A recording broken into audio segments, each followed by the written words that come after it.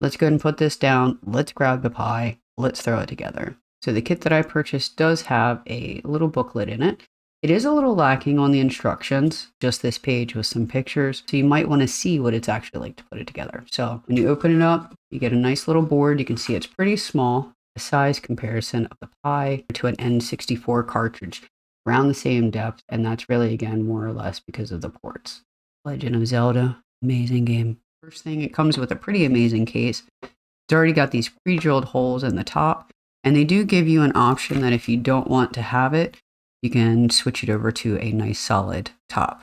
You are going to get a Type-C for power. You have 2 micro HDMI outs, the aux out.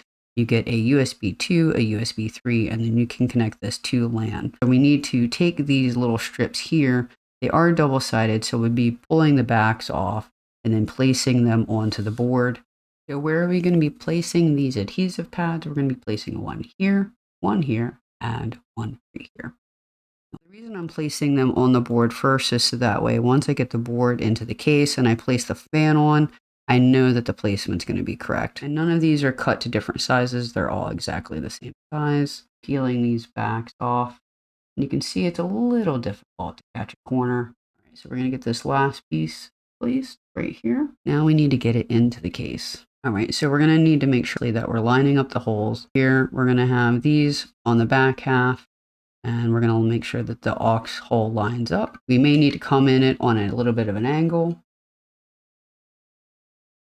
And then I'm just going to be pressing firmly until I hear it click into place. We're going to go ahead and get the fan placed in here. And that fan drops right in pretty good there.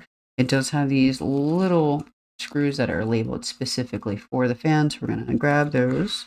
We're going to be taking these small screws, and there are one per each corner that we're going to be screwing in. The case has not had these placed in before, so you may feel a little grab on the plastic, and that's perfectly normal.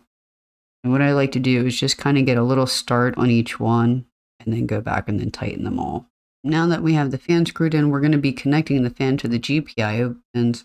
So we're going to be connecting this red wire to GPIO pin 1 and this black wire, which is the ground, to GPIO pin 6. And that's going to be running in quiet mode at full speed cooling. Then we would do 2 on this one and 6 on this one. And these go 1, 2, 3, 4, 5, 6. Straighten some of these wires out a little bit. Make sure they're not going to catch the fan in any way, shape, or form. And then we're going to pop this top on. It comes preloaded with Raspbian on a micro SD, so we'll slide that right on in here. I'm going to go ahead and get this connected to power.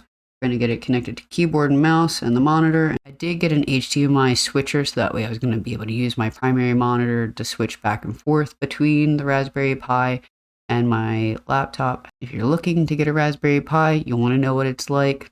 I do recommend it. The screws are the hardest thing about it. I was also trying to record it and not move it too much. So I'm sure if I was picking it up and just putting it together like normal, it would be fine. Thanks so much for watching. And if you're wondering what to watch next, check out one of these videos. Until next time, relax, create, and repeat.